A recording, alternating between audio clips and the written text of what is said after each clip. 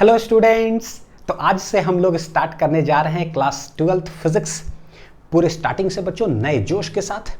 बच्चों पूरे class 12th physics कैसे हम लोग प्रोसीड करेंगे उसका एक डिटेल्ड प्लान जो है मैंने आप लोग के लिए बनाया है एक छोटे से वीडियो के अंदर, और वो वीडियो का लिंक मैंने नीचे डिस्क्रिप्शन में लगा दिया है, तो उसको आप देख लीजिए। उसमें एक पूरा पिक्चर बन जाएगा दिमाग के अंदर कि टोटल जो 14 चैप्टर्स है क्लास 12th फिजिक्स में कैसे हम लोग प्रोसीड करेंगे लेक्चर्स और डीपीपी के साथ, और वो आप कैसे उसको फॉलो करके बहुत अच्छे जो है एग्जामिनेशन में स्कोर कर सकते हैं। ठीक है, चलिए तो स्टार्ट करते हैं हम लोग class 12th physics chapter number 1 electric charges and field का लेक्चर नंबर 1। अब ये सिंस पहला लेक्चर है तो थोड़ा बेसिक अंडरस्टैंडिंग से पढ़ेंगे। एक बहुत इंपॉर्टेंट चीज़ बच्चों, देखो जो भी वीडियोस मैं आप लोग के लिए अपलोड करूंगा वो तो रिकॉर्डेड लेक्चर्स होगा, ठीक है। तो इसके बेनिफिट आपके लिए ये है कि कहीं भी अगर लगे ना कि बहुत बेसिक सा चीज़ सर बता रही है तो मुझे आता ही है, तो कोई बात नहीं, आप उसको स्किप करके वो पोर्शंस देखो, वहाँ से देखना स्टार्ट करो जहाँ से आपको नहीं आ रहा हो, या जो लगे कि यार यहाँ पर कॉन्सेप्ट मेरे को समझना है, ठीक है, तो उसको देख लिए, ये बेनिफिट है। लेकिन मैं पढ़ाने जा रहा हूँ कहाँ से, एकदम नीचे से एकदम ऊपर तक ताकि किन्हीं को अगर कुछ नहीं भी आ रहा तो उनको भी सब कुछ समझ में आए, ठीक है। तो ये हमारा मोटो और प्लान है। चलिए देखते हैं। सबसे पहले व्हाट इज मैटर, मैटर क्या होता है। अब जैसे इसके अंदर है ना एक चीज़ आने वाला है, जैसे क्लास 11th फिजिक्स में हम लोग जब पढ़ रहे थे तो हर चैप्टर के अंदर एक वर्ड आता था, एक पैरामीटर था, और वो था मास। कोई भी चैप्टर में देख लो, कोई भी लेक्चर में, तो मास मास मास मास हर जगह आ रहा था। अब आगे क्लास 12th में, तो क्लास 12th फिजिक्स में मास तो आएगा ही, एक एक्स्ट्रा वर्ड ऐड होने वाला है, एक एक्स्ट्रा पैरामीटर, और वो है चार्ज। तो आज हम समझेंगे कि भाई चार्ज चार्ज चार्ज ये क्या है, जो कि आज से लेकर के पूरा क्लास 12th फिजिक्स तक चलेगा, ठीक है। देखते हैं बच्चों, स्टार्ट करते हैं मैटर से। मैटर है क्या, तो बोलते हैं कि कोई भी चीज़ जो कुछ जगह ऑक्यूपाई करता हो, यानी स्पेस ऑक्यूपाई करे, और उसके पास अगर मास है तो वो क्या कहलाता है, मैटर। जैसे कि हम लोग खुद अपने आप को ले ले, तो कुछ जगह ऑक्यूपाई कर रहे हैं और मेरे पास कुछ मास है, तो हम लोग क्या है, मैटर। हर चीज़ देख लो तो क्या है, मैटर। ठीक भाई, मैटर क्या चीज़ से बना हुआ है, हम लोग क्या चीज़ से बने हुए हैं, कलम क्या चीज़ से बना हुआ है, एकदम स्मॉलेस्ट लेवल पर जाए तो बोले कि एटम से बना हुआ है, ठीक है। अगर और उसके अंदर घुसे तो एटम के अंदर भी क्या पाया जाता है, जो नॉलेज अभी तक हमारे पास ऑलरेडी है, इलेक्ट्रॉन्स, प्रोटॉन्स, न्यूट्रॉन्स का क्लास 11th के केमिस्ट्री में थोड़ा सा पढ़ा हुआ है बच्चों। तो मैं क्या कर रहा हूँ ना, जो भी चार्ज अभी पढ़ने जा रहे हैं ना, जो हमें पता है पहले मैं वहीं से रिलेट कर रहा हूँ, ठीक है। और उसके बाद जरा हिस्टोरिकल बैकग्राउंड में चलेंगे, थोड़ा दूसरे तरीका से टर्न करके पढ़ा रहा हूँ ताकि थोड़ा कुछ अच्छा कंक्लूजन दिमाग में आए। तो एटम भी इंटर्न बना हुआ क्या चीज़ है, इलेक्ट्रॉन्स, प्रोटॉन्स और न्यूट्रॉन्स से। अगर उसके अंदर देखें कि प्रोटॉन्स और न्यूट्रॉन्स भी जो है वो टूट जाता है, यानी कि वो उसके अंदर भी कुछ एलिमेंट्री पार्टिकल्स है, वो है क्या, क्वार्क्स, ठीक है, क्वार्क्स से बना हुआ। लेकिन सिंस क्वार्क्स हमारे सिलेबस में नहीं है तो हम लोग एकदम नीचे लेवल कहाँ पर जाके रुकेंगे, इलेक्ट्रॉन्स, प्रोटॉन्स और न्यूट्रॉन्स तक, ठीक है। चलिए देखते हैं। तो बोले क्या कि मैटर क्या है, anything that occupies space and has mass in it and made up of some elementary particles, यानी कि बहुत छोटा पार्टिकल्स सच एस क्या है, इलेक्ट्रॉन्स, प्रोटॉन्स एंड क्या है, न्यूट्रॉन्स। तो एक अगर एटम का स्ट्रक्चर अगर हम लोग देखें तो हम लोग जानते क्या है कि भाई ये क्या है, न्यूक्लियस। क्या है ये, न्यूक्लियस। न्यूक्लियस को मैं क्या बोलता हूँ, घर, ठीक है। तो घर के अंदर कौन कौन से पार्टिकल्स रहते हैं, बेसिकली 3 एलिमेंट्री पार्टिकल्स हुआ। तो इसके अंदर रहता है कौन, प्रोटॉन्स और न्यूट्रॉन्स। तो प्रोटॉन्स और न्यूट्रॉन्स रहते हैं घर के अंदर, और घर के बाहर गोल गोल चक्कर कौन काटता है, वो है इलेक्ट्रॉन्स। तो इलेक्ट्रॉन जो है वो गोल गोल सर्कुलर ऑर्बिट में घूमता है, ठीक है। ये हो गया थोड़ा सा स्ट्रक्चर। अब जरा देखते हैं कि बिना चार्ज क्या है नहीं है, उससे पहले ही हमको पता है कि भाई प्रोटॉन और इलेक्ट्रॉन के बारे में बोले, जो पता है पहले वहीं से चालू कर रहा हूँ, ठीक, कि प्रोटॉन, इलेक्ट्रॉन, न्यूट्रॉन का कुछ ना कुछ मासेस होता है और कुछ ना कुछ चार्जेस होता है। तो भाई वो क्या होता है और वो वैल्यूज क्या रिप्रेजेंट करता है, जरा वो देख लेते हैं एक बार सब। तो नेक्स्ट देखते हैं जरा क्या है, mass and charge of elementary particles, ठीक है। तो 3 जो पार्टिकल है, इलेक्ट्रॉन, प्रोटॉन, न्यूट्रॉन, इन तीनों में सबसे पहले जो है ना, ये 1900 के आसपास जो है, सन 1900 ईस्वी के आसपास ही ये सारे पार्टिकल्स का खोज हुआ था।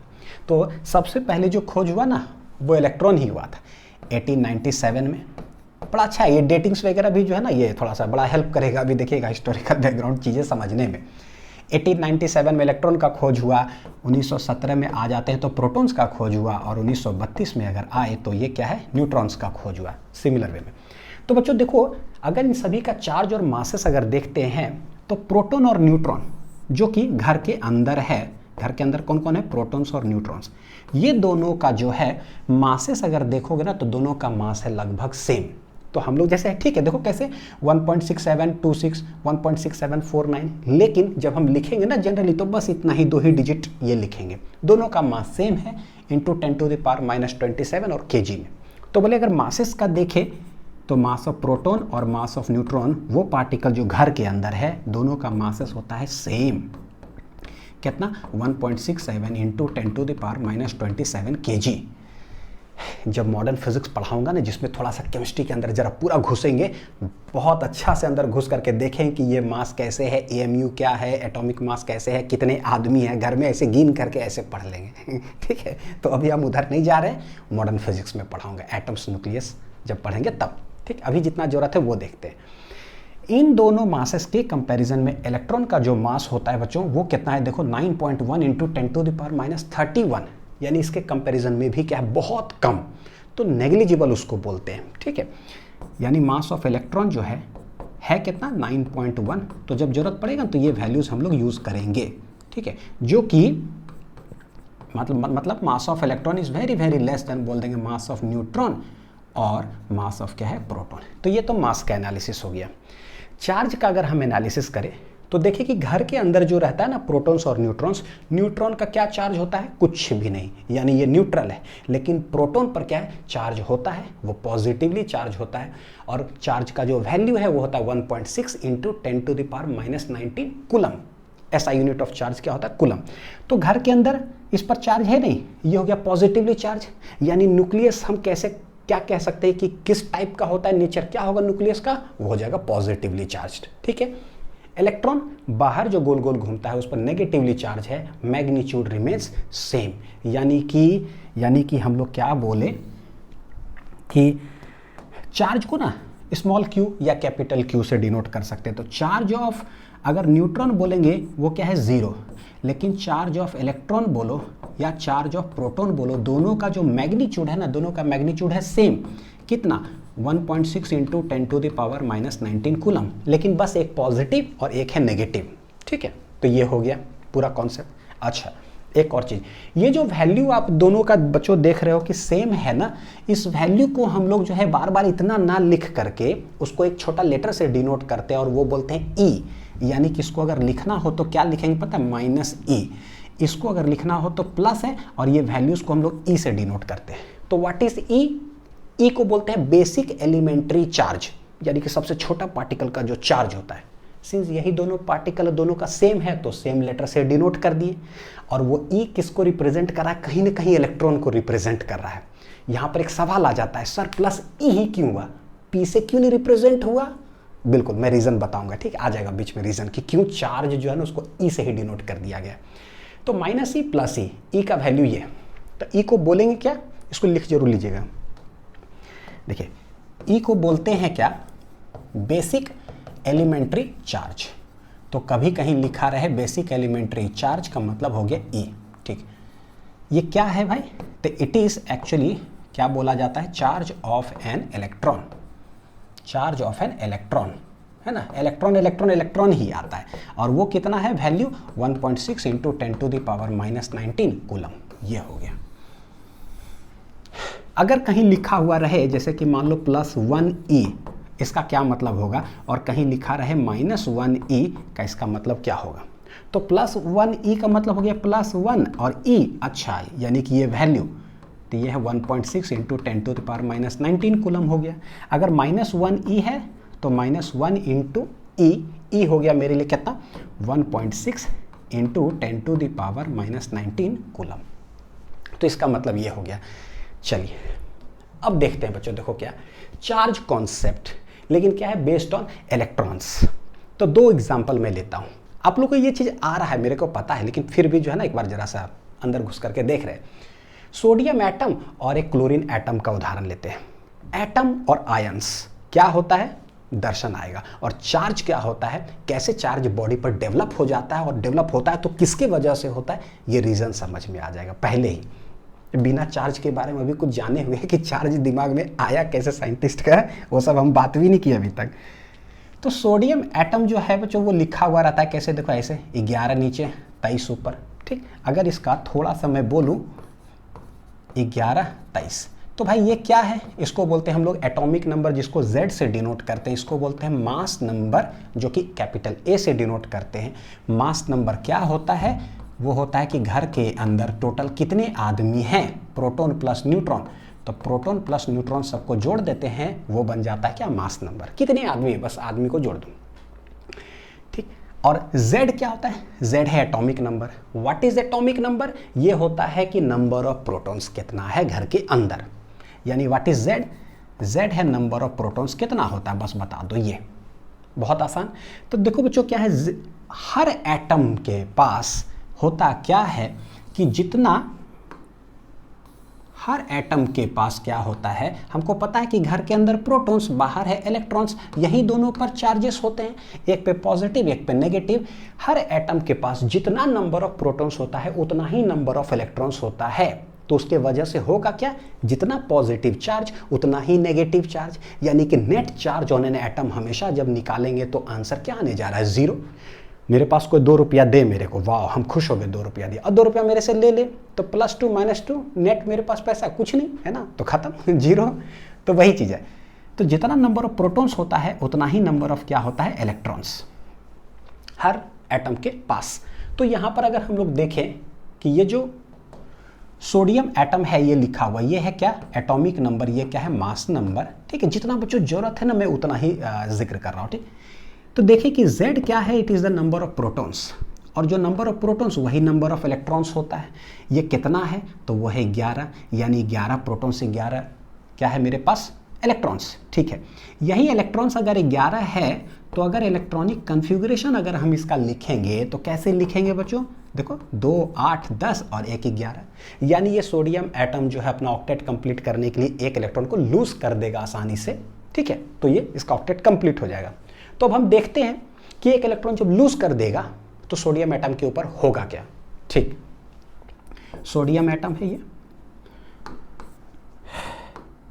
यहां देखते जरा, सोडियम यह है एटम, ये सोडियम एटम के पास कितना इलेक्ट्रॉन है और कितना प्रोटॉन्स है, तो यहाँ है 11, ये है 23। अभी बोले कि प्रोटॉन्स की संख्या कितना है, तो यह है 11, क्योंकि डायरेक्ट इसी को देख करके बोल देंगे। इलेक्ट्रॉन्स की संख्या कितना है, इसी को देख करके बोल देंगे, तो इलेक्ट्रॉन्स भी है 11। प्रोटॉन्स होता है पॉजिटिवली चार्ज, यानी 11 प्लस बोल दो, और इलेक्ट्रॉन नेगेटिवली चार्ज है, ठीक है, तो इस पर माइनस लगा देते हैं, यानी एक एटम के पास जितना प्लस उतना माइनस, बच्चों नेट चार्ज खत्म। तो नेट चार्ज अभी क्या है, 0। क्या है नेट चार्ज, नेट चार्ज क्या हो जाएगा, 0, ठीक। अब करते क्या है, एक इलेक्ट्रॉन ये लूज कर सकता है, लूज करते देखते हैं, ठीक। लूज मतलब उड़ा दिया, गेन करेगा तो प्लस कर देते, लूज करेगा तो माइनस, तो -1 इलेक्ट्रॉन जो है ना क्या कर दिया, लूज कर दिया। तो बताओ इसके पास अब कितना इलेक्ट्रॉन बचेगा, वो हो जाएगा कितना, 10, ठीक है। लेकिन प्रोटॉन वो तो घर के अंदर है, वो तो कहीं गया नहीं, तो प्रोटॉन है 11 ही बचा हुआ, तो 11। अब सोचो कि क्या होगा, प्रोटॉन पॉजिटिवली चार्ज होता है, इलेक्ट्रॉन नेगेटिवली चार्ज होता है। देखते हैं कि what is the total charge. तो यहाँ पर -10 और यहाँ पर +10 अगर देखें तो वो कैंसिल हो गया, यानी एक एक्स्ट्रा प्लस बचा हुआ है।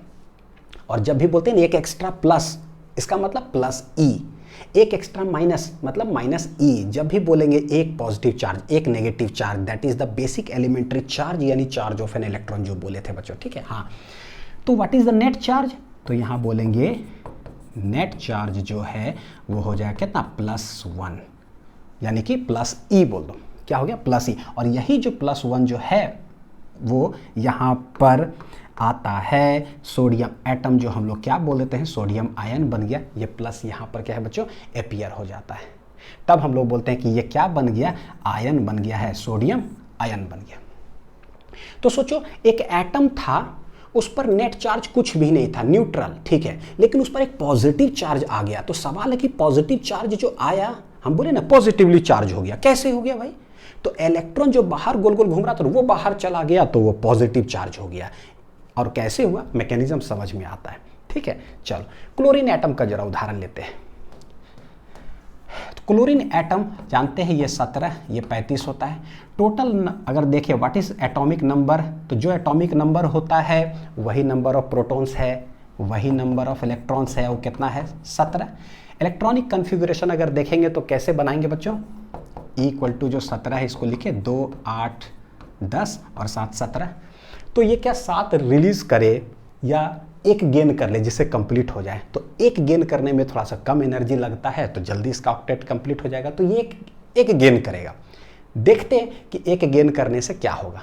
और अभी इसके पास क्या हाल है, तो अभी जितना प्रोटॉन उतना इलेक्ट्रॉन, यानी जितना पॉजिटिव उतना नेगेटिव, कहानी खत्म। नेट चार्ज इसके पास क्या है 0, यानी कि क्लोरीन एटम भी क्या है इलेक्ट्रिकली न्यूट्रल। लेकिन गेन करने से होता क्या है, लूज करने से क्या हुआ समझ में आया है। ठीक, चलो भाई गेन करा देते हैं इसको। 17 है, ये 35 है। ठीक, अभी इसके पास प्रोटॉन कितना है तो 17। ठीक है, इलेक्ट्रॉन कितना है 17, माइनस हो गया, नेट चार्ज कहानी हो गया है खत्म। नेट चार्ज क्या हो गया 0, इसीलिए इलेक्ट्रिकली न्यूट्रल हो गया। अब क्या बोलते हैं, एक इलेक्ट्रॉन ये गेन कर लेगा, यानी कि +1e जो है ये गेन किया, तो इलेक्ट्रॉन का जो संख्या हो गया यहाँ पर कितना हो गया 18। कितना हो गया 18। लेकिन प्रोटॉन वो तो घर के अंदर है, वो वैसा ही है जैसा है, तो ये 17। प्रोटॉन पॉजिटिवली चार्ज होता है, इलेक्ट्रॉन नेगेटिवली चार्ज होता है। बच्चों सोचो 17 प्लस और 17 माइनस क्या हो जाएगा, कैंसिल कर लेगा। लेकिन एक माइनस बचा हुआ है, यानी एक माइनस जो बचा हुआ है एक्स्ट्रा में, यही जाकर के क्लोरीन के ऊपर ऐसे हम लोग डिनोट कर देते हैं।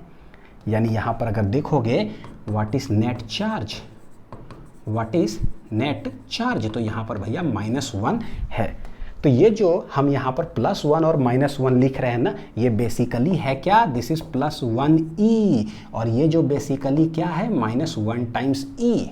ठीक है, +1 +1, ये -1 लिखा हो, इसका क्या मतलब, कितना चार्ज है -1e का मतलब 1.6 × 10⁻⁻19 कूलम एक्स्ट्रा है। तो किसी भी एटम के ऊपर जो इलेक्ट्रिकली न्यूट्रल था, कोई चार्ज नहीं था, प्लस चार्ज हो गया। इसका क्या मतलब होता है भाई, मतलब एक उससे एक इलेक्ट्रॉन बाहर हो गया। कोई इलेक्ट्रिकली न्यूट्रल है, ठीक है, नेगेटिव चार्ज हो गया, कैसे हो गया, तो इसका मतलब है कि इलेक्ट्रॉन उसने गेन किया। तो ये अभी जो मॉडर्न कॉन्सेप्ट है ना चार्ज का, वो जो है हम लोग ये जान रहे हैं अकॉर्डिंग टू इलेक्ट्रॉन्स कॉन्सेप्ट। अब चलते हैं थोड़ा सा हिस्टोरिकल बैकग्राउंड में बच्चों। ठीक है, देखिए जरा क्या है हिस्टोरिकल बैकग्राउंड चार्ज कॉन्सेप्ट का। सबसे पहले एकदम सदियों पुरानी बातें, कब चलते हैं, अराउंड 600 BC के आसपास। ठीक है, बहुत साल पहले एंशिएंट ग्रीक लोग जो है ना, क्या है, कुछ एक्सपेरिमेंट किए। क्या एक्सपेरिमेंट किए, एम्बर। अब ये एम्बर क्या होता है, जैसे कि कोई पेड़ है बच्चों, नहीं जैसे कि रबड़ निकलता है ना पेड़, ठीक, तो उससे जो है रेसिन उसको बोलते हैं, रेसिन। तो उससे बनने वाला जो चीज़ है ना उसको हम लोग बोलते हैं एम्बर। तो क्या किए, अब एक्सपेरिमेंट है जो परफॉर्म हुआ वो देखते हैं। तो एम्बर लिए, पेड़ का छाल से बनने वाला, ठीक है, एम्बर ले करके लाइटर ऑब्जेक्ट्स, मान लो कि पेपर, बिट्स ऑफ पेपर है, उसके बगल में ऐसे करके रखें, देखें कुछ अट्रैक्शन या रिपल्सन कुछ नहीं हो रहा है। ठीक है, अब उस एम्बर को लेते हैं, उस सब्सटेंस को ऊल के साथ रब कर दिए, और उसके बाद एम्बर को जब पेपर के पास लाएं तो ये अट्रैक्ट होने लगा। ये 600 BC के आसपास ये एक्सपेरिमेंट ऐसा परफॉर्म हुआ। तो दिमाग खटका कि भाई हैं ये क्या होने लगा यार, कैसे होने लगा, पहले तो नहीं हो रहा था अट्रैक्शन, उधर रगड़ दिए, अब लाते हैं तो अट्रैक्ट होने लगा। तो इस एक्सपेरिमेंट को भी दिमाग में रखते हैं। ठीक है, देखिए कैसे साइंटिस्ट लोग को हिट करता है दिमाग के अंदर। तो एम्बर जो है ना, क्या किया गया था, rubbed with amber, rubbed with wool, और उसके बाद जो है इस एम्बर को देखा गया क्या कि amber attracted lighter objects. Amber attracted बच्चों लाइटर ऑब्जेक्ट्स। अब फर्स्ट लेक्चर है, थोड़ा सा बेसिक अंडरस्टैंडिंग है, देखो है ना, जरूरी है। ठीक है, अगर ये सब आ रहा होगा बच्चों तो आप स्किप कर सकते हो। ठीक, तो अट्रैक्टेड लाइटर ऑब्जेक्ट्स। अब देखो इसके बाद बहुत साल के बाद क्या है ना, 1666 ईस्वी में क्या हुआ, क्रांति हुआ फिजिक्स के अंदर, क्योंकि एक ऐसे साइंटिस्ट आए, उनका नाम है न्यूटन। वो क्या हुआ, देखो कॉलेज में पढ़ाई कर रहे थे लेकिन वो बीमार पड़ गए, तो उनकी मम्मी उनको घर लेते आई कि बेटा जो है रेस्ट करो। तो रेस्ट करने के लिए लाए, वो 2 साल रेस्ट क्या किए, इतना थ्योरी और इतना लॉज जो है फिजिक्स के अंदर दिए, जो आज हम लोग का किताब इतना मोटा हुआ है ना, सब कॉन्सेप्ट हर चैप्टर में देखो न्यूटन ही है। तो यही 2 साल में जो रेस्ट किया ना बेचारा, जो बीमार पड़े, उसी की वजह से जो है सब हम लोग का जो है इतना थ्योरीज ऐड हो गया फिजिक्स के अंदर। सो इस लेवल का मानता है, तो रेस्ट करने आए थे, सोचो जरा। तो Newton's universal law of gravitation वो इस ईस्वी में दिए। क्या बोले वो कि भाई कोई भी 2 अगर मासेस अगर हुआ ना, लेट m1 m2 मास अगर हो, दोनों कोई डिस्टेंस पर रखा हुआ हो, हर 2 मासेस जो है एक दूसरे को अट्रैक्ट करता है with a force. That force उन्होंने नामकरण दिया, क्या है वो, ग्रेविटेशनल फोर्स। क्या नाम दिया बच्चों, ग्रेविटेशनल फोर्स। और फॉर्मूला दिया Gm1 m2 डिवाइडेड बाई क्या है, r²। जी का जो वैल्यू होता है वो होता है 6.67 इंटू 10⁻⁻11 जी। देखो इधर Fr², ये हो जाएगा न्यूटन मीटर स्क्वायर, और बटे m1 m2 तो ये हो जाएगा kg होल स्क्वायर। ठीक है, ये यानी बोले कि कोई भी 2 मासेस अगर है, दोनों के बीच में अट्रैक्शन फोर्स लगता है। अब यहाँ पर जरा देखते हैं कि मासेस का जरा एनालिसिस करके, ये दीवार जो है मान लो 1000 kg का है, मेरा वजन 70 kg। अब ये दोनों मासेस है, दोनों के बीच में कुछ डिस्टेंस है, ठीक है, रख दिए और कैलकुलेट किए फॉर्मूला। देखो जी का वैल्यू देख लो 10⁻⁻11 है। तो दीवार और मेरे के बीच में जो ग्रेविटेशनल फोर्स अगर कैलकुलेट करोगे तो भाई है ना, अट्रैक्शन फोर्स लगना चाहिए, यानी मेरे को जाके दीवार से टकरा जाना चाहिए।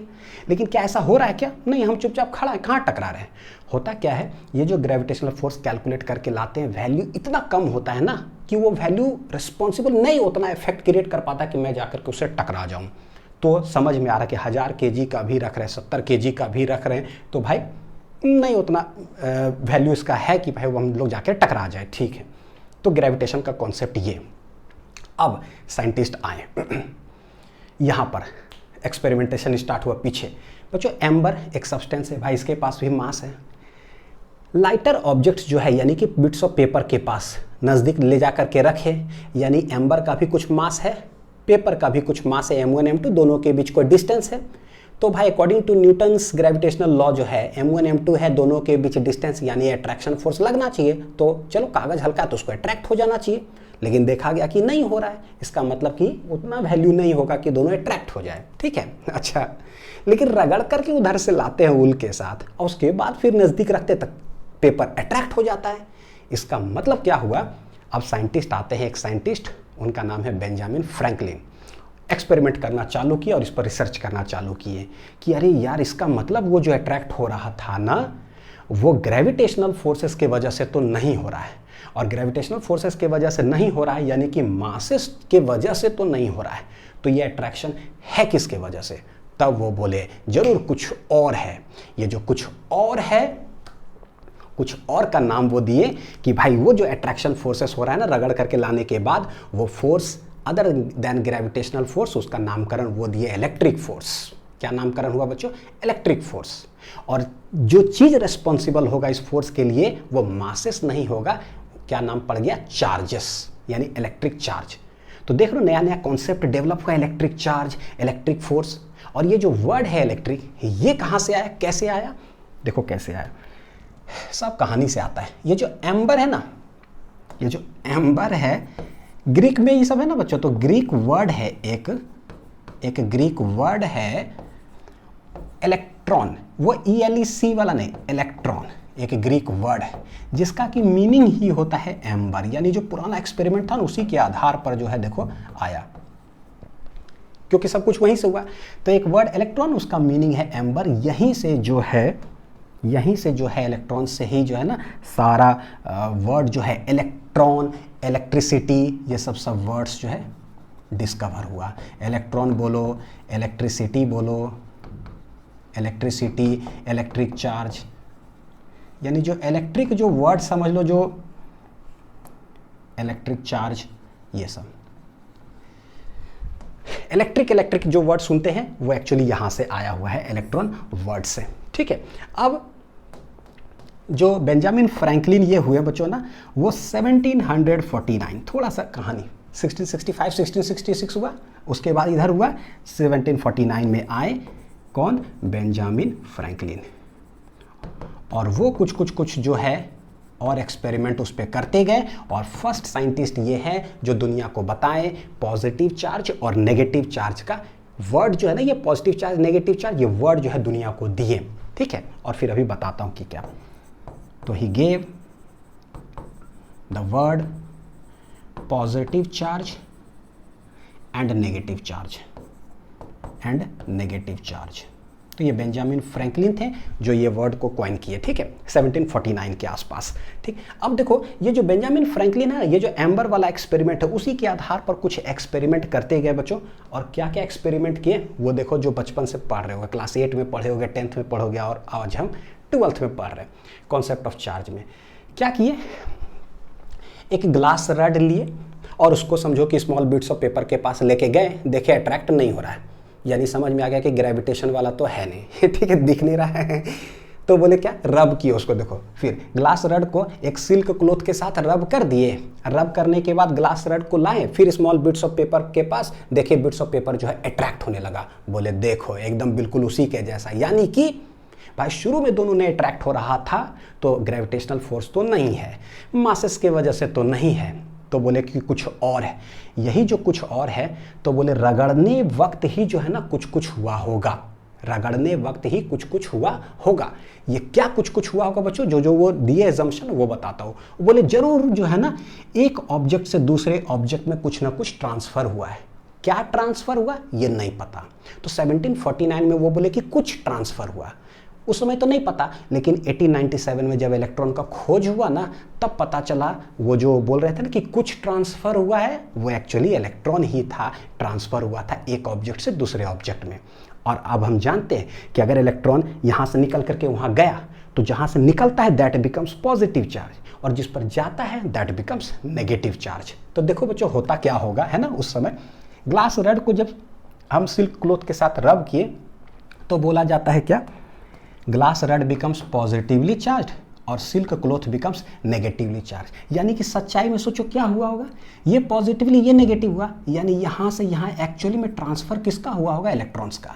जहाँ से निकलता है, जैसे सोडियम से निकला तो पॉजिटिव, क्लोरीन पर गया तो नेगेटिव, ये हुआ। एक और एक्सपेरिमेंट, इवोनाइट रड को जो है direct line small bits of paper के पास सटाएं, नहीं सटा, ठीक है, लेकिन कहीं रगड़े ऊल के साथ या फर के साथ जो है, और उसके बाद लाए पेपर के साथ, फिर अट्रैक्ट होने लगा, फिर कुछ कुछ वो बोले। इबोनाइट रड बोलो या हार्ड रबर का कोई रड बोल दो, प्लास्टिक रड बोल दो बच्चों, है ना, फर या जो नहीं होता जानवर का जो छाल होता है उससे कुछ रब किए। तो अब है कुछ कुछ एक्सपेरिमेंट, तो इसको जब रब किए तो बोलता है इबोनाइट रड पर जो है नेगेटिव चार्ज आ जाता है और जो ऊल है या फर है उस पर पॉजिटिव चार्ज आ जाता है।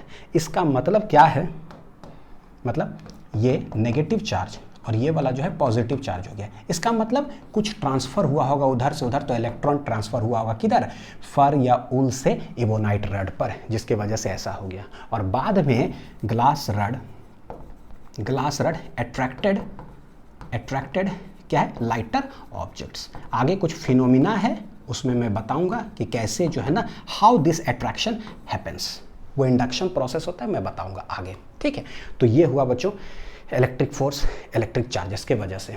अब यहीं पर आया, बोले जो चार्जेस डेवलप हुआ है ना, तो एक पर गारंटीड पॉजिटिव चार्ज हो गया होगा डेवलप, एक पर नेगेटिव चार्ज डेवलप हो गया होगा, ऑपोजिट नेचर ऑफ चार्ज।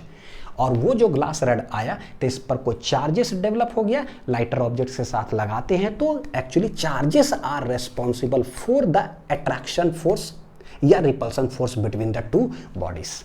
ठीक है, तो समझ में आ गया। चलिए अब देखते हैं डेफिनेशन ऑफ चार्ज क्या हो जाएगा हमारे लिए।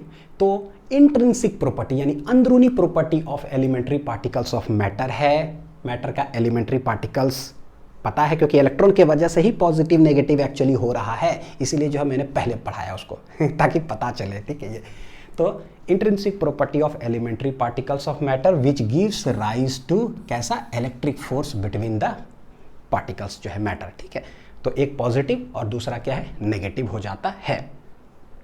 ठीक है, इसी में बच्चों बोले जैसे कि मान लो ए से अगर इलेक्ट्रॉन, एक इलेक्ट्रॉन जो है मान लो ट्रांसफर हुआ कहाँ पर, बी पर, मान लो एक इलेक्ट्रॉन ट्रांसफर हुआ, तो इस पर क्या होगा, इस पर हो जाएगा +1e हो जाएगा चार्ज, समझ में आ रहा है ना। और जिस पर गया तो उस पर कितना हो जाएगा, -1e हो जाएगा।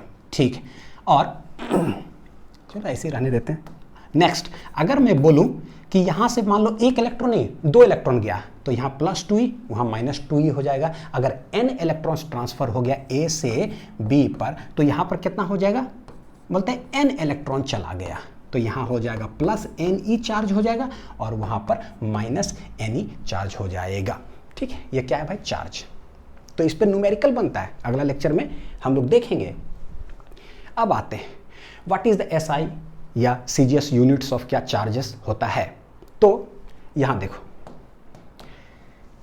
SI यूनिट जो है वो तो बहुत अच्छा है। SI यूनिट ऑफ चार्ज बच्चों क्या होता है, कूलम, ये साइंटिस्ट के नाम पे पढ़ा है, C से डिनोट करते हैं। लेकिन CGS यूनिट जो है ना, CGS यूनिट 2 पार्ट में डिवाइड हो जाता है। एक है इलेक्ट्रोस्टैटिक CGS यूनिट और दूसरा होता है इलेक्ट्रोमैग्नेटिक CGS यूनिट। आप फिलहाल ऐसे समझो कि इलेक्ट्रोस्टैटिक अभी पढ़ रहे हैं ना, मैग्नेटिज्म बाद में पढ़ेंगे, तो आगे इलेक्ट्रोमैग्नेटिक इंडक्शन एक चैप्टर है, इलेक्ट्रोमैग्नेटिक वेव्स एक चैप्टर है, यानी इलेक्ट्रोमैग्नेटिज्म उधर आने वाला है। तो इधर है इलेक्ट्रोस्टैटिक, उधर है इलेक्ट्रोमैग्नेटिक। CGS यूनिट के अंदर क्या होता है, 2 यूनिट्स ऑफ चार्ज है, इलेक्ट्रोस्टैटिक में क्या और इलेक्ट्रोमैग्नेटिक में क्या। इलेक्ट्रोस्टैटिक में हम लोग बोलते हैं स्टैट कूलम, जो रिप्रेजेंट कर रहा है स्टैटिक को, और इलेक्ट्रोमैग्नेटिक में हम एब कूलम बोलते हैं। एब है एब्सोल्यूट वर्ड के लिए यूज किया जाता है। तो अभी फिलहाल बच्चों आप ऐसे समझ सकते हो कि यार ये यूनिट है, जैसे कैसे मीटर, सेंटीमीटर, 1 सेंटीमीटर दे दे तो सारे सवाल को हम लोग सॉल्व करते हैं। SI यूनिट में तो बताओ कि क्या होगा। ठीक है, तो इन दोनों के बीच में जो रिलेशन होता है वो होता है 1 कूलम जो होता है बच्चों, ये होता है 3 × 10⁹ स्टैट कूलम।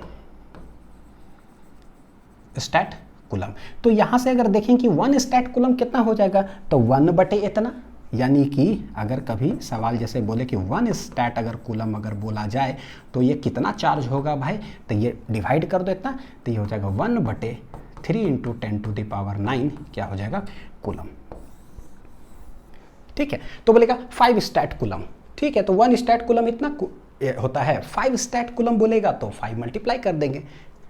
ठीक, नेक्स्ट देखते हैं कि अगर ये दिया कभी रहेगा तो इसको SI यूनिट में कन्वर्जन करने के लिए क्या है, तो बोलते हैं कि 1 कूलम जो है, 1 कूलम ये होता है 1/10 एब कूलम के बराबर, एब कूलम के बराबर। तो कभी सवाल में दिया रहा है 5 एब कूलम ऑफ चार्ज, तो बताओ कि भाई इधर कैसे आएंगे SI यूनिट में, तो बोले अच्छा ठीक है, 1 एब कूलम कितना हो जाएगा, 10 कूलम के बराबर।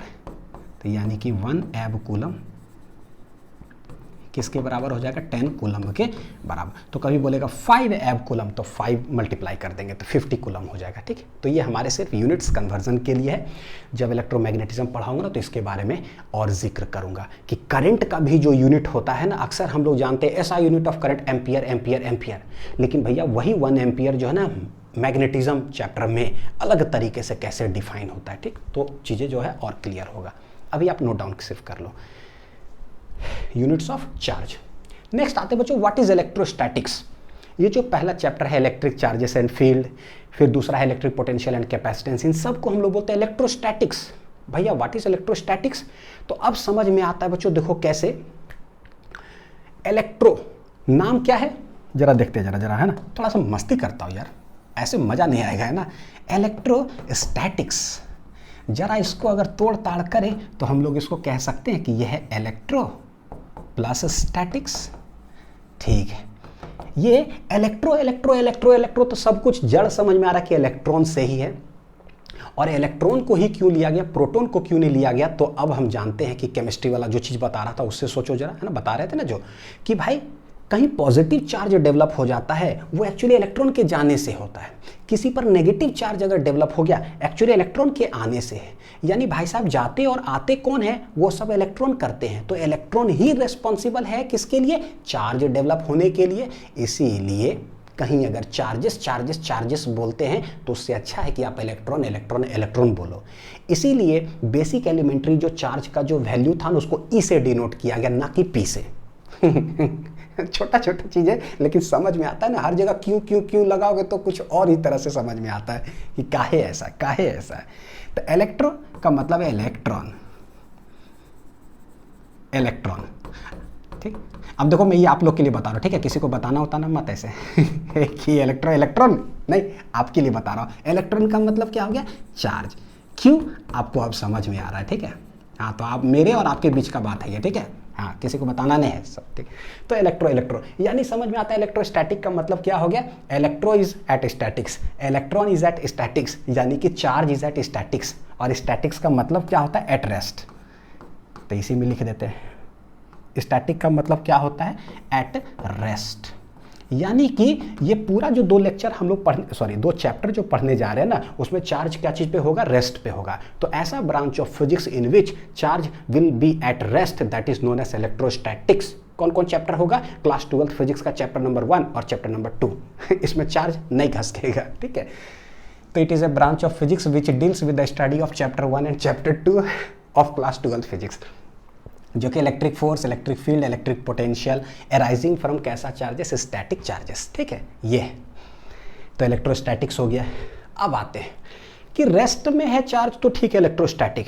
अगर भाई साहब घसक गया तो आगे चैप्टर्स पढ़ने लग जाएंगे क्लास 12th का, चैप्टर 2, 3, 4, 5, 6, 7 और आगे चलते चले जाएंगे। तो घसकेगा कैसे कैसे घसक सकता है? सोचो। तो कोई भी चीज़ घसकेगा तो 2 तरीके से, या तो कांस्टेंट स्पीड से चल रहा हो यानी कांस्टेंट वेलोसिटी हो, या एक्सेलरेट करके चले, ठीक है। तो मोशन ऑफ चार्ज पार्टिकल के आधार पर कैसे चैप्टर्स जो है क्लास 12th फिजिक्स का है डिस्ट्रीब्यूटेड, जरा एक झलक देख लेते हैं बच्चों। सबसे पहला, when charge is at rest, तब क्या होगा? तो बोले कि होता क्या है? अभी जो ना ये वाला चीज़ अच्छा से बिल्कुल भी समझ में नहीं आएगा, ये सिर्फ इंफॉर्मेशन के लिए है। जैसे जैसे चैप्टर्स आगे पढ़ते जाएंगे ना तो चीज़ें क्लैरिटी होते जाएगा कि क्या है। तो बोलते हैं जब भी कोई चार्जेस अगर रेस्ट में हो यानी कि रुका हुआ हो, तो ये जो है ना प्रोड्यूस करता है सिर्फ और सिर्फ एक फील्ड, और वो कहलाता है बच्चों इलेक्ट्रिक फील्ड, ठीक है। When charge is at rest then it produces only electric field. जैसे सोचोगे सर काहे कैसे? बच्चों अगला चैप्टर में पढ़ेंगे, है ना, तब समझ में आएगा, अभी इन्फॉर्मेशन ले लो, ठीक है। जब कोई चार्ज घसका मतलब क्या? चला। तो कैसे चला? कांस्टेंट वेलोसिटी से अगर चलेगा तब क्या प्रोड्यूस करता है? देखना, सिर्फ चार्ज है ना रुका हुआ, इलेक्ट्रिक फील्ड तो है। भाई चार्ज है ना तो इलेक्ट्रिक फील्ड तो होगा ही होगा। लेकिन सिंस अगर जब कांस्टेंट वेलोसिटी से चलता है तो ये एक और फील्ड जनरेट करता है, और वो होता है क्या? मैग्नेटिक फील्ड, जिसको कि बी से डिनोट करते हैं, ठीक है। ये तो when charge moves with constant velocity then it produces both electric field and magnetic field. Magnetic field को बी से डिनोट करते हैं और इलेक्ट्रिक फील्ड को ई से डिनोट करते हैं, ठीक है। अच्छा, अगर चार्ज पार्टिकल कांस्टेंट वेलोसिटी से ना चले, एक्सेलरेट कर जाए, तब क्या होगा? तो 3 चीज हो जाएगा ठीक है। तो कोई भी चार्ज अगर एक्सेलरेट कर जाए या डिसेलरेट अगर कर जाए तब, तो बोलेंगे 3 चीज, इलेक्ट्रिक फील्ड भी जनरेट करेगा, मैग्नेटिक फील्ड भी जनरेट करेगा, और ईएम वेव्स जो है ना बच्चों वो प्रोड्यूस करता है। क्या करता है? ईएम वेव्स भी प्रोड्यूस करता है।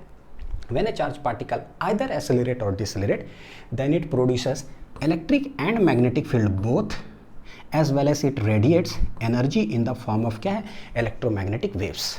क्लास 11th के केमिस्ट्री में जो एटॉमिक स्ट्रक्चर था उसका पूरा डिटेल हम लोग मॉडर्न फिजिक्स में पढ़ेंगे 12th में एटम्स और न्यूक्लियाई चैप्टर में।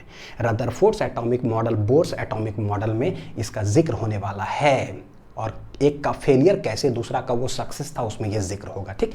यानी चैप्टर्स अगर एनालिसिस देखे, लिख लो इसको, अगर चैप्टर्स एनालिसिस देखे तो इसमें कौन सा चैप्टर आने वाला है? इलेक्ट्रोस्टैटिक्स, पहला चैप्टर और दूसरा चैप्टर, ठीक है। जैसा ही कांस्टेंट वेलोसिटी से चलने लगा तो भैया अगला चैप्टर जाएंगे उसके, तो ये हो जाएगा current electricity, rate of flow of charge, है ना। तो ये हो गया करंट इलेक्ट्रिसिटी, ठीक है। Current electricity, since charge move कर रहा है तो एक नेक्स्ट चैप्टर आएगा बच्चों, मूविंग चार्जेस एंड मैग्नेटिज्म। क्या है? Moving charges and magnetism and matter. तो ये सब चैप्टर जो है देखो इस पर बेस्ड होगा, मैग्नेटिज्म एंड मैटर। फिर इलेक्ट्रोमैग्नेटिक इंडक्शन, EMI शॉर्ट में बोलते हैं, ठीक है, इलेक्ट्रोमैग्नेटिक इंडक्शन, ये सब। और जैसे EM वेव्स आ गया तो हमको पता है कि भैया EM वेव्स तो एक चैप्टर ही हमारे पास है, तो वहाँ पर सबसे पहले इसको पढ़ें कि एक्सेलरेट होता है तो क्या होता है, और एटम्स, ये न्यूक्लियाई, ये सब चैप्टर के अंदर पढ़ेंगे। तो समझ में आ गया कि अच्छा ये कैसे डिस्ट्रीब्यूटेड है मेरे क्लास 12th फिजिक्स के आधार में, ठीक। चलिए सिंस सब अंडरस्टैंडिंग हो गया बच्चों, अब हम लोग पढ़ते हैं what are the properties of charge. बहुत आसान, बहुत आसान, क्लास 10th भी पढ़ा हुआ है तो बड़ी आसान लगेगा। देखो, charge is a scalar quantity, इसका कोई डायरेक्शन नहीं होता है, ठीक है, and it can be of two types, positive और नेगेटिव। हम लोग जान चुके हैं, स्केलर क्वांटिटी वेक्टर्स में पढ़े हैं। अच्छा एक बात बता देता हूँ बच्चों, पता है मिनिमम 12th फिजिक्स को शुरू करने से पहले जैसे होता है ना आप लोग का क्वेरी कि सर 11th एकदम कुछ नहीं आ रहा है सर क्या करें, मिनिमम कम से कम बेसिक मैथमेटिक्स फॉर फिजिक्स मैंने पढ़ाया है, वो पढ़ लो, वेक्टर्स पढ़ लो और वर्क एनर्जी पावर चैप्टर पढ़ लो। ये 3 चैप्टर जरूर पढ़ लो, कुछ भी नहीं पढ़ा हुआ तो मिनिमम ये 3 पढ़ लो, ताकि पूरा क्लास 12th का कम से कम 90% जो है ना चीज़ें कंट्रोल में आ जाए। ठीक है, ये 3 चीज़ ध्यान रखिएगा तो बढ़िया से। हाँ, तो स्केलर क्वांटिटी है, हम लोग पढ़े हैं कि स्केलर क्वांटिटी ऐसा नहीं है कि सिर्फ उसके पास मैग्नीट्यूड होता है, नहीं, स्केलर क्वांटिटी वर्क हो गया, ये सब तो क्या है, वर्क भी है स्केलर क्वांटिटी, लेकिन it can be positive negative ये सब, ठीक है। तो चार्ज स्केलर क्वांटिटी है, पॉजिटिव भी हो सकता है, नेगेटिव भी हो सकता है, जीरो भी हो सकता है। Charge can be positive, negative और क्या है, जीरो हो सकता है स्केलर क्वांटिटी, ठीक है। ये नेक्स्ट देखते हैं, like charges repel each other while unlike charges attract each other. बिल्कुल जैसे मैग्नेट में होता है ना, तो प्लस प्लस है तो क्या कर रहा है, देखो एक दूसरे को रिपल्सन, मतलब like charges repel, like charges minus minus ही क्या करेगा, रिपल्सन, प्लस माइनस यानी ऑपोजिट तो अट्रैक्शन। जैसे मैग्नेट में हम लोग पढ़े हैं है ना 10th में, क्या है, plus north pole repulsion, south pole repulsion, north और साउथ तो अट्रैक्शन, ठीक है। तो यही हो गया दूसरा प्रॉपर्टी। तीसरा प्रॉपर्टी आते हैं, देखो क्वांटाइजेशन ऑफ चार्ज। ये क्या होता है भाई, ये जो वर्ड है ना क्वांटा, तो ये जो क्वांटा का मतलब है ना, इसका मतलब ही होता है बच्चों इंटीजर। क्या होता है ये, इंटीजर। और इंटीजर का मतलब क्या होता है, इंटीजर का मतलब होता है 1 2 3 4 5 6 7 8 9 10 11 ठीक है, नंबर्स जो होता है उसको हम लोग बोलते हैं जैसे इंटीजर, डेसिमल नहीं, फ्रैक्शन ये सब नहीं। यानी कि इंटीजर किसको बोलो, 0 बोल दो, +1 या -1 बोलो, +-2 +-3, ये सब नंबर्स जो है ना उसको हम लोग क्या बोलते हैं, इंटीजर्स। अगर 0 1 2 3 4 5 है तो पॉजिटिव इंटीजर्स, -1 -2 -3 है तो नेगेटिव इंटीजर्स हो गया, ठीक है। ऐसे तो बोला क्या जाता है कि भाई चार्ज जो होता है ना वो हमेशा क्वांटाइज्ड होता है, यानी कि कोई भी बॉडी अगर हो उसके ऊपर जो टोटल चार्जेस अगर प्रेजेंट होगा ना, it will be always an integer multiple. क्या है, integer multiple of the basic elementary charge. भाई क्या हो गया, बड़ा हाई लेवल हो गया क्या, नहीं, समझते हैं बच्चों। देखो, it states that the total charge present on any body जो होता है is always an integral. Integral का मतलब इंटीजर, ठीक है, इंटीग्रल मल्टीपल ऑफ किसका होता है, basic elementary charge which is the charge of an electron, ठीक है। इसका मतलब क्या होगा वो समझते हैं। जैसे ये कलम का दाम मान लो कि 10 रुपया है, कितना कलम का दाम है बच्चों, 10 रुपया। तो भाई सबसे मिनिमम दाम इस कलम का क्या हो सकता है, 10 रुपया ही हो सकता है। अगर मैं बोलूँ 9.5, 5.25, 6.25 तो उसका कोई मतलब बना, कोई मतलब नहीं बना, खाली ठिप्पी आएगा तो खाली ये आ रहा है। तो यानी कि व्हाट इज द बेसिक दाम पॉसिबल, दैट इज 10 रुपया। उसके बाद जो दाम पॉसिबल होगा वो कितना होगा, सीधे 2 कलम होगा यानी कि 20 रुपया, है ना। 10 के बाद सीधे क्या आएगा 20, उसके बाद क्या आएगा 30, उसके बाद क्या आएगा 40। यानी what are the dams of columns possible, that is the integer multiple of the basic dam. एक का है 10 रुपया तो दूसरा इंटू 2 इंटू 3 इंटू 4 इंटू 5, यानी समझ में आ रहा है इंटीजर्स पॉसिबल है। इंटू 3/5 नहीं हो सकता दाम।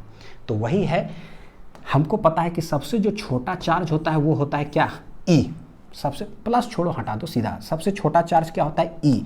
तो आगे कोई भी चार्ज अगर पॉसिबल होगा ना तो या तो 1e हो या तो 2e हो या तो 3e हो। नेगेटिव में अगर पॉसिबल होगा तो -e, मतलब -1e -2e -3e हो, है ना। e/3 e/4 सवा 9 पौने ये सब का कोई मतलब नहीं। हालांकि क्वार्क्स पॉसिबल है बच्चों, लेकिन मेरे सिलेबस में नहीं, ठीक है। हाँ, तो बोलेंगे तो वही हो गया। जैसे कि क्या क्या पॉसिबल हो सकता है, +1e +2e +3e ... या -1e -2e -3e ... या 0 भी बोल सकते हैं, और 0। तो इसको हम लोग रिप्लेस करके कैसे लिख देंगे कि Q = NE, वेयर N जो है यह है 0 +-1 +-2 ... ऑल इंटीजर्स। किसी भी बॉडी पर total charge is always an integral multiple of जो बेसिक एलिमेंट्री चार्ज है, ठीक। और ये जो E है वो क्या है, इसी को हम लोग बोलते हैं बेसिक एलिमेंट्री चार्ज, मैंने बता रखा है। और वो होता है चार्ज ऑफ एन इलेक्ट्रॉन, कितना होता है वैल्यू 1.6 इंटू 10⁻⁻19 कूलम। समझ लो एक कलम का दाम 10 रुपया है ना, तो ये हो गया 10 रुपया। तो एक पर चार्ज मिनिमम ये पॉसिबल है, जो इसके आगे होगा ना 2 टाइम्स इसका होगा, इसका 3 टाइम्स होगा, ये इसका मतलब हुआ quantization of charge. Next, additivity of charge. किसी बॉडी पर जो चार्जेस होते हैं पॉसिबल, ठीक है, जो भी चार्जेस है भैया, टोटल चार्ज जब हम निकालेंगे तो क्या करते हैं, तो चार्जेस को ऐड करते हैं। कैसे ऐड करते हैं, अलजेब्रिकली ऐड करना है। वेक्टर क्वांटिटी तो है नहीं चार्ज, अलजेब्रिक एडिशन, यानी कि प्लस है तो प्लस को काउंट करो, माइनस है तो माइनस काउंट करो। जैसे कि एक बॉडी हम ले लिए, इस पर +1 कूलम है, +2 कूलम, -5 कूलम, +4 कूलम। अब बोलते हैं कि what is the total charge जो होगा इस पर क्या पॉसिबल होगा, तो जो भी सारे चार्जेस है ना उसको अलजेब्रिकली ऐड कर दो, यानी कि +1 कूलम हो गया, +2 कूलम हो गया, -5 कूलम हो गया, और एक क्या है +4 कूलम। तो टोटल सब जोड़ दो अलजेब्रिक एडिशन करके, जो आया that will be the total charge on this body. ठीक, कितना हो जाएगा, 4 2 6 1 7 में से 5 चला गया, तो ये हो गया +2 coulomb of charge. This is the net charge possible है, net charge on this body present. It states that the total charge present on any body is the algebraic sum of the charges present on it. Additive nature. ठीक, next देखते हैं। Charge is always associated with mass. हाँ, बड़ा अच्छा चीज है। Charge अगर कहीं है तो उसके पास हमेशा मास होगा ही होगा, ये गारंटीड है। अच्छा, ये क्या है भाई, if a body has any charge then it must have some mass, but if a body has mass then it is not necessary that it may have charge. भाई समझ में ही नहीं आया। ऐसे समझते हैं बच्चों। देखो, मैं आपको रसगुल्ला अच्छा लगता है ना खाने में, हाँ मेरे को रसगुल्ला बहुत अच्छा लगता है, तो जरा उसी का उदाहरण लेते हैं। देखो, अगर हम रसगुल्ला खाएं तो समझो कि डिफॉल्ट जो है हमने चीनी इंटेक किया, सही है। रसगुल्ला अगर हम खाएं तो it is a default that rasgulla comes with चीनी, है ना, चीनी अलग से खाने की जरूरत नहीं, डिफॉल्ट उसके साथ आ गया। लेकिन अगर हमने चीनी खाया तो क्या ये जरूरी है कि हमने वही व्हाइट वाला रसगुल्ला खाया होगा? कोई जरूरी है क्या? नहीं भाई, हमने चीनी खाया, कोई जरूरी नहीं कि हमने रसगुल्ला खाया। हो सकता है डायरेक्ट ऐसी चीनी ही खाएं, हो सकता है कि नहीं वही व्हाइट वाला रसगुल्ला खाएं, तो इट इज नॉट नेसेसरी। तो वही चीज़ है, एक ऐसा चीज़ है जिसके साथ वो डिफ़ॉल्ट आता है। रसगुल्ला खाएं तो समझो कि मीठा, मतलब ये चीनी आपने डिफ़ॉल्ट खाया, लेकिन चीनी खाएं क्या रसगुल्ला खाएं, इट इज़ नॉट नेसेसरी। हो भी सकता है, नहीं भी हो सकता है, ठीक है। तो वही है बच्चों, देखो क्या, अगर चार्ज कहीं आया है it is always associated with mass, यानी चार्ज आता कहाँ से, इलेक्ट्रॉन से। यानी कि मान लो एक बॉडी है ये, ठीक है, जिस पर चार्ज आया, अभी न्यूट्रल है, अभी न्यूट्रल है ये। अब बोलते हैं क्या, इस पर ना एक माइनस चार्ज आ गया, इसका मतलब है कि क्या हुआ होगा, एक +1 इलेक्ट्रॉन यहाँ से उठ करके इस पर आया होगा, तो नेगेटिव चार्ज हो गया, एक नेगेटिव चार्ज। अगर इलेक्ट्रॉन आया है तो इलेक्ट्रॉन के पास तो मास डिफॉल्ट, यानी here mass of electron comes default, comes by default. तो वही चीज देखो समझने का, अगर किसी बॉडी पर चार्ज आ गया ना तो समझो मास ऑफ इलेक्ट्रॉन कुछ तो होता ही है, तो वो तो डिफॉल्ट आ जाएगा, उसको अलग से लाने की जरूरत नहीं है। लेकिन अगर देखो क्या है बच्चों, but if a body has mass then it is not necessary that it may have charge. ठीक है, किसी बॉडी पर अगर मास आ गया, किसी बॉडी पर क्या है, अगर मास आ गया, इसका मास मान लो कि अभी 2 kg है, ठीक है, इस पर क्या करते हैं अब 1 kg और हम ऐड कर देते हैं, तो अब इसका जो मास हो जाएगा वो कितना हो जाएगा, देखो 3 kg हो जाएगा, है कि नहीं। तो कोई जरूरी है कि जब मास अगर आ गया तो इसके पास चार्ज आ गया होगा? नहीं, कोई जरूरी नहीं है भैया, ये न्यूट्रल भी तो हो सकता है, तो न्यूट्रल होगा तो कोई चार्ज नहीं है, तो कोई नॉट नेसेसरी है, ठीक है। तो यही इसका मतलब हुआ बच्चों, छोटा छोटा चीज़ है लेकिन समझते चलिए। Next property, charge is invariant. ये इनवेरिएंट का मतलब क्या, तो होता क्या है, दो ये वर्ड के बारे में जिक्र कर रहे थे ना क्लास 11th में, मास के बारे में, और क्लास 12th में चार्ज के बारे में। मास क्या और चार्ज क्या, तो बोला क्या जाता है कि कोई बॉडी के पास जैसे मास अगर है बच्चों, ठीक है, ये रेस्ट में है, क्या ये रेस्ट में। तो लेट इसके पास जो मास है ना वो है m0। जब ये बॉडी अगर कुछ v वेलोसिटी से अगर चलने लगा, वेरी हाई वेलोसिटी से, तो पता है क्या होता है, मास इसका इंक्रीज करने लगता है विथ द क्या होता है, स्पीड।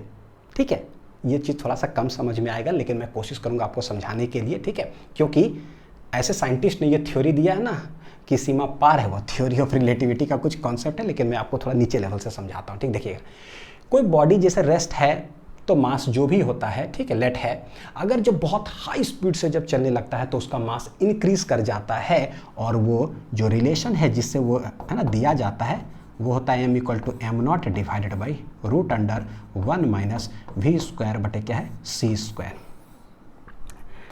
एक एक करके देखते हैं पहले। What is this m0? m0 कहलाता है rest mass of A particle. ठीक है, c क्या है, speed of light, speed of light जो कि होता है 3 × 10⁸ मीटर पर सेकेंड। v क्या है, किस स्पीड से वो पार्टिकल जा रहा है। m क्या कहलाता है, moving mass of A particle. ठीक है, इस तरह से। अब देखो बच्चों क्या है, देखो ये तो रेस्ट मास जो भी है वो है कांस्टेंट, लेट इट बी जो है, ये √1 माइनस v स्क्वायर बटे c स्क्वायर। c जो है स्पीड ऑफ लाइट वो भी कांस्टेंट है, 1 भी कांस्टेंट है, v क्या है, वेरी हो सकता है, किस स्पीड से जा रहा है, ज़्यादा या कम। तो अगर जो भी रिलेशन ये दिया गया है, इस रिलेशन को अगर हम लोग देखें, v अगर बढ़ेगा तो ये मास क्या होगा, v अगर बढ़ेगा तो ये मास क्या होगा। यहाँ देखते जरा, अगर इस तरह से ये रहता ना √, सीधा v स्क्वायर, बस ऐसे डायरेक्ट, तो हमको पता है कि यहाँ प्लस ही है तो ये v बढ़ेगा ना, अगर वेलोसिटी बढ़ते जाएगा तो ये मास घटेगा, क्योंकि इन्वर्स रिलेशन था। लेकिन अगर इसके अंदर यहाँ पर देखो माइनस लगा हुआ है, इसका क्या मतलब हुआ, अगर आप v बढ़ाते जाओगे, सामने लगा हुआ माइनस, यानी ओवरऑल टर्म क्या होगा, कम होगा। तो ऐसे समझना, 1 माइनस v स्क्वायर बटे c स्क्वायर। अब बोलते हैं क्या, अगर आप वेलोसिटी बढ़ाते जाओ तो इसको कम होना चाहिए, लेकिन सामने वेलोसिटी का लगा हुआ क्या है, माइनस। इसका मतलब क्या हुआ, अगर वेलोसिटी बढ़ाओगे ना तो ये कम नहीं होगा, क्या होने लगेगा, ये बढ़ने लगेगा।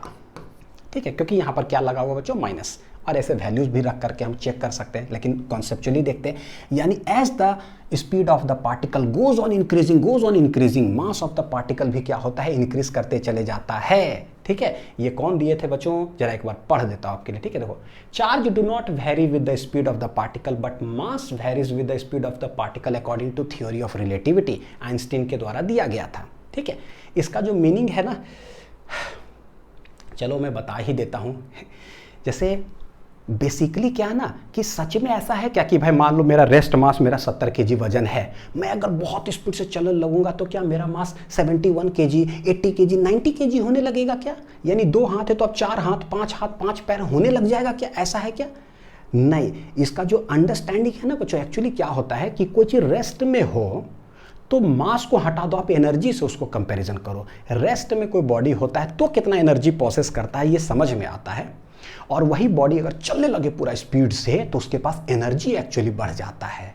मास तो हाथ पैर तो नहीं बढ़ेगा, लेकिन एनर्जी बढ़ जाता है। ये मैं आपको इजी करके समझा रहा हूँ, ठीक है, ताकि आप थ्योरी ऑफ रिलेटिविटी को कम से कम विजुलाइज कर सको कि क्या है। यानी कि जैसे मान लो मैं रेस्ट में हूँ, कोई आदमी है, मैं मारूँ उसको धड़ाक से, कितना उसको चोट लगेगा ना, ये फील कर सकते हो। और मैं अगर दौड़ते आऊँ बहुत दूर से स्पीड से और तब जब मारूँ ना तो कितना चोट लगेगा ना, एकदम फील कर सकते हो।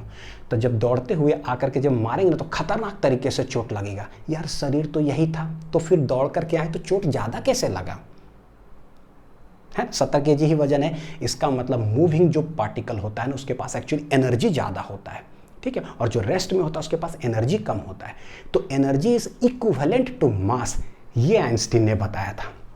क्या वो बताए थे बच्चों कि एनर्जी जो होता है ना वो इक्विवेलेंट टू क्या होता है, मास। और यहीं पर एक फैक्टर लगाए थे, क्या, ये दोनों को कंपैरिजन करने के लिए, क्योंकि भैया ये मास है, ये एनर्जी है। डायमेंशनली देखो ऐसे करेक्ट है नहीं, इक्वल टू mc² अगर रख देते हैं तो ये दोनों डायमेंशनली क्या हो जाएगा, करेक्ट। जानते हैं, देखो mc² है, मास है देखो kg, तो kg हो गया। ये c क्या है, speed of light, speed of light metre पर सेकेंड का होल स्क्वायर, तो इधर देखते जरा kg मीटर स्क्वायर पर सेकेंड स्क्वायर हो गया। और एनर्जी क्या होता है, तो एनर्जी हम जानते हैं, एनर्जी मतलब कि वर्क डन, वर्क डन मतलब कि फोर्स इंटू डिस्टेंस, फोर्स का मतलब मास इंटू एक्सेलरेशन, आई इंटू डिस्टेंस। मास क्या है बच्चों, केजी, एक्सेलरेशन है मीटर पर सेकेंड स्क्वायर, डिस्टेंस क्या होता है, डिस्टेंस होता है मीटर। देखो यूनिट क्या आ रहा है, KG, metre metre metre square, और ऊपर चल गया पर सेकेंड स्क्वायर, यानी ये दोनों क्या हो जाता है, सेम, चाहे आप डायमेंशन निकालो चाहे आप यूनिट्स में देख लो। तो ये फैक्टर इंट्रोड्यूस किया जाता है, इससे ये पता चलता है कि अगर कोई रेस्ट में है, मेरा 70 केजी में रेस्ट में हो तो मेरे पास थोड़ा कम एनर्जी होगा, अगर मैं चलने लगा ना बहुत स्पीड से तो मेरे पास एनर्जी बहुत खतरनाक हो जाएगा, energy is equivalent to mass equal to mc square. ठीक है, ये एक्चुअली मीनिंग है, हालांकि उसके अंदर बहुत डीप अंडरस्टैंडिंग है। तो अब ये समझ में आता है कि भाई मास जो है ना बढ़ने लगता है, तो आप समझना ओ एक्चुअली एनर्जी बढ़ रहा है, अच्छा ठीक है, उसको हम मास में निकाल सकते हैं।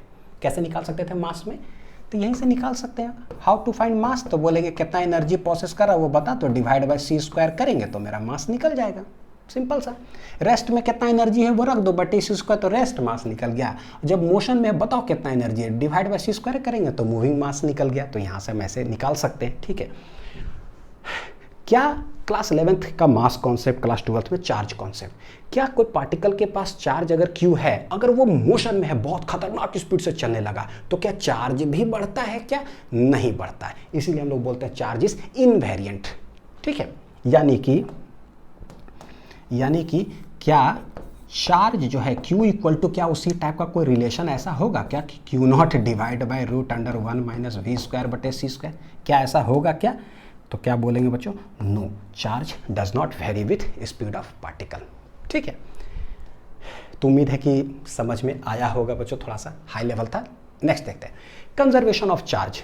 तो जैसे कैसे कंजर्वेशन ऑफ एनर्जी है, energy can neither be created nor be destroyed, it can only be transformed from one form to another. एक रूप से दूसरे रूप में ऊर्जा का रूपांतरण हो सकता है, यानी इलेक्ट्रिकल एनर्जी, साउंड एनर्जी, है ना, ये सब एनर्जी में कन्वर्जन। यहाँ है कंजर्वेशन ऑफ चार्ज। तो चार्ज में क्या होता है, charge can neither be created nor be destroyed. भैया चार्ज क्रिएट नहीं होता है कहीं भी, अब इलेक्ट्रॉन वाला सब कॉन्सेप्ट पता है, कहीं क्रिएट नहीं होता, ना हम डिस्ट्रॉय कर सकते, सिर्फ और सिर्फ होता है क्या, एक ऑब्जेक्ट से दूसरे ऑब्जेक्ट में चार्ज का ट्रांसफर होता है। यानी चार्ज मतलब इलेक्ट्रॉन, अब दिमाग में बैठा लीजिए, इलेक्ट्रॉन ट्रांसफर होता है जिसकी वजह से एक पर पॉजिटिव एक पर नेगेटिव हो जाता है। ठीक है, तो ये यानी it states that charge can neither be created nor be destroyed, it can only be transferred, point to be noted, क्या है ये, transferred from one body to another, और दूसरा वे में क्या कह सकते हैं कि the total charge present in the universe is always क्या है, कांस्टेंट। सही भी बात है। एक दुनिया मान लेते हैं, मेरे को और आपको ले लो, ठीक है, 2 पर्सन हैं, उदाहरण, ठीक, आपके पास 10 रुपया है, मेरे पास 2 रुपया है, 10 रुपया 2 रुपया, तो टोटल ये दुनिया हो गया, universe. What is the total पैसा, 10 और 2 12 रुपया। अब हम चार्ज के बारे में जा रहे हैं, सिर्फ ट्रांसफर होता है, तो भाई शुरुआती में दुनिया में टोटल पैसा कितना था, 10 2 12 रुपया। अब क्या करते हैं, चार्ज सिर्फ ट्रांसफर हो सकता है, तो आप एक काम करो, मेरे पास पैसा कम है, आप मेरे को 1 रुपया दे दो, ठीक है, तो आप 1 रुपया मेरे को दे दिए, मेरे पास हो गया 3 रुपया, आपके पास हो गया 9 रुपया। फिर से दुनिया में टोटल चार्ज क्या हो गया, कांस्टेंट, 9 + 3 फिर से 12 रुपया ही, यानी कि टोटल पैसा इन्हें दुनिया रिमेन्स कांस्टेंट, सिर्फ ट्रांसफर होता है। ठीक है, ऐसे तो समझ में आ गया, इन the universe always remains constant. अब बच्चों जैसे एक बॉडी है मेरे पास, ठीक है, अरे बॉडी ने क्या बोलते हैं, यूनिवर्स, एक दुनिया है, क्या है ये, यूनिवर्स। ठीक है, यूनिवर्स के अंदर 3 बॉडी है, कौन, ए बी सी, एक पे +1 है, +5 है और +9 कूलम ऑफ चार्जेस है। ठीक है, उसी दुनिया में क्या हुआ, अब ए के पास जो है ना +3 कूलम है, बी के पास पहले 5 था, अब 2 कूलम है, तो बोलता कि बताओ अब सी के पास क्या होगा। तो इसका मतलब है कि, है ना, किसी ने किसी एक दूसरे को पैसा दिया है, कोई ये इसको दे दिया होगा, तो इसके पास बढ़ गया, उसके पास घट गया, तो तीसरा के पास बताओ कि क्या है। तो बोलेंगे भैया दुनिया में सिर्फ पैसा इधर से उधर देते हैं, टोटल पैसा रिमेन्स कांस्टेंट, तो उस कॉन्सेप्ट से हम निकाल लेंगे कि what is the charge present on this आदमी। ठीक है, कैसे निकालेंगे, बोले पहले दुनिया में कितना था, +1 तो +5 +9, तो बाद में भी दुनिया में उतने पैसा रहेगा, कैसे, +3 +2, तीसरा आदमी के पास क्या है, अपने आप निकल जाएगा। देखो तो 9 1 10 5 15, ये 3 2 5 प्लस क्यू, हैंस क्यू बराबर क्या आ जाएगा, 15 में से 5 गया यानी कि 10, तो +10 कूलम हो जाएगा किसके पास, वो जो थर्ड आदमी है ना उसके पास। ठीक है, तो ये 7th प्रॉपर्टी था बच्चों। आते हैं सवाल बनाते, विच इज बिगर, चार्ज, अच्छा ऐसे, विच इज बिगर। पहला सवाल है कि चार्ज ऑन एन इलेक्ट्रॉन और 1 कूलम्ब ऑफ चार्ज, दोनों में से कौन बड़ा है। ठीक, देखते हैं। तो देखो हम जानते हैं सबसे पहला कि भाई चार्ज ऑन एन इलेक्ट्रॉन जो होता है, चार्ज ऑन एन इलेक्ट्रॉन, ये कितना होता है, ये होता है 1.6 इंटू 10⁻⁻19 कूलम्ब होता है। अब हमसे पूछ रहा कि भैया 1 कूलम्ब है ना, 1 कूलम्ब ऑफ चार्ज, अब ये बड़ा है कि ये बड़ा है, तो ऐसा ही पता चल रहा है कि क्या है, ये 1 कूलम्ब है और ये कितना है भाई, ये 10⁻⁻19 कूलम्ब, ये तो बहुत छोटा है ना, ये कि 1.6 डिवाइडेड बाय 10⁻19 इतना है, यानी कि दिस क्या है, this is very very small. तो बच्चों ये जो 1 कूलम्ब चार्ज जो होता है ना, सोच लो बहुत लार्ज अमाउंट ऑफ चार्ज है, बहुत लार्ज अमाउंट ऑफ चार्ज है।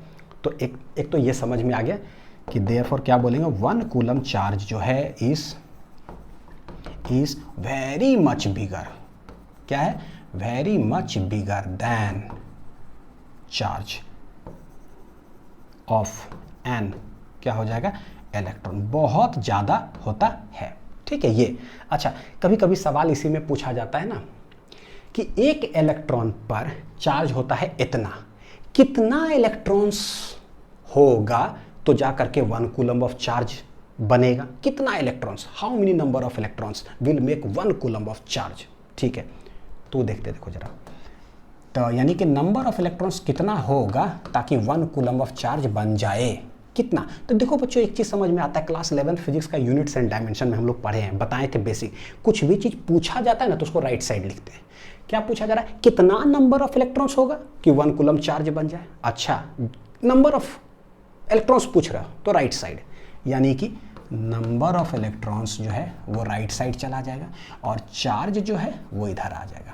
ठीक, 5 कलम 20 रुपया थ्योरी है ना, पूरा 11th में शुरुआती बहुत जिक्र किया है। तो क्या है ये भाई, कितना चार्ज पर कितना इलेक्ट्रॉन होता है, तो एक तो बेसिक हमको पता है, इतना कूलम्ब ऑफ चार्ज पे के गो इलेक्ट्रॉन होगा, एक इलेक्ट्रॉन होगा, है ना, ये तो बेसिक चीज़ है, यानी कि 1.6 इंटू 10⁻⁻19 कूलम्ब होगा ना, तो एक इलेक्ट्रॉन होगा। अच्छा, तो भैया 1 कूलम्ब होगा तो कितना इलेक्ट्रॉन्स होगा, तो ये डिवाइड, यानी कि 1/1.6 इंटू 10⁻⁻19 इलेक्ट्रॉन्स होगा। ठीक, तो इसको हम लोग जरा कैलकुलेट कर लेते हैं। ये ऊपर गया तो 10 के पावर 19 भागा कितना है 1.6, तो ये ऐसे, तो इंटू 10, तो करो क्या 16 है ना, तो देखो एक 10 यहाँ से एक 10 यहाँ से ले लो, तो ऊपर 100 कर लेते हैं, नीचे 16, तो ये हो जाएगा 10 के पावर कितना 18 है ना। देखो 19 एक 20 है टोटल, 2 ले लेते हैं ताकि हम डिवाइड आसानी से कर सकें। ठीक, ये कितना हो जाएगा 16 85, 16 6 96, ठीक है 40, यानी कि 16 दूना 32, यानी 8, 16 5 80, ये इतना इंटू 10⁻18 इलेक्ट्रॉन्स। बाप रे बाप, सोचो जरा सा, एक इलेक्ट्रॉन का चार्ज होता था इतना कूलम, भैया 6.25 इंटू 10⁻18 इलेक्ट्रॉन्स होगा ना, तब जाकर के कहीं 1 कूलम चार्ज बनेगा। यानी जब भी जो है ना बच्चों 1 कूलम चार्ज बहुत बड़ा चार्ज होता है। कभी भी आप न्यूमेरिकल सॉल्व करो और आपका आंसर आ जाए 5 कूलम 6 कूलम, समझना कि गलती कर गए उसमें आंसर कभी आ ही नहीं सकता है, हमेशा माइक्रो 10⁻⁻6 ऑर्डर 10⁻⁻9 ऑर्डर्स में जो है आंसर आता है, क्योंकि 1 कूलम बहुत बड़ा चार्ज होता है।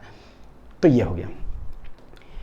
ठीक है, अब इसी के आधार पर मैं क्या करता हूँ, आपको एक होमवर्क देता हूँ बच्चों, जो कि DPP1 जो मैं जारी करूँगा उसका फर्स्ट क्वेश्चन ही जो है उसमें रहेगा। तो आप लोग ट्राई करना, फिर वीडियो सॉल्यूशन देखना, और उसके अंदर ये ठीक क्या है, if a body gives out 10⁻9 electrons अगर वो देता है पर सेकेंड, हर एक सेकेंड में इतना इलेक्ट्रॉन्स वो दे रहा है, then how much time is required to make 1 coulomb of charge from it. ठीक है, ट्राई करना, 4 ऑप्शन भी दिया हुआ है, आप ऐसे जब बना लोगे तो कमेंट सेक्शन में बताना कि इसका क्या आंसर है, फिर हम लोग DPP1 में इसका वीडियो सॉल्यूशन में देख लेना।